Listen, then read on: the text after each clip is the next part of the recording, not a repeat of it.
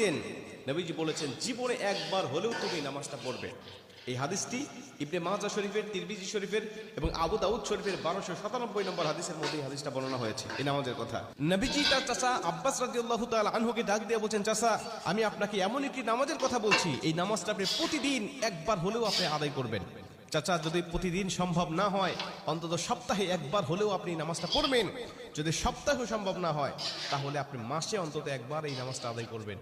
চাচা যদি মাসেও আপনার পক্ষে কষ্টকর হয়ে যায় বছরে একবার পড়বেন, যদি বছরেও না পারেন জীবদ্দশায় অন্তত একবার হলেই নামাজটা পড়বেন।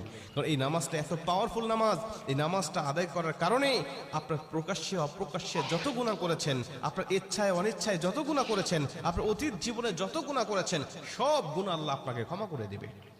চাচা এই নামাজটার নিয়মটা একটু ব্যতিক্রম। এই নামাজটাকে বলা হয় সালাতুত তাসবিহ। এই নামাজের মধ্যে অতিরিক্ত কিছু তাসবিহ পাঠ করতে হয়। সুবহানাল্লাহ।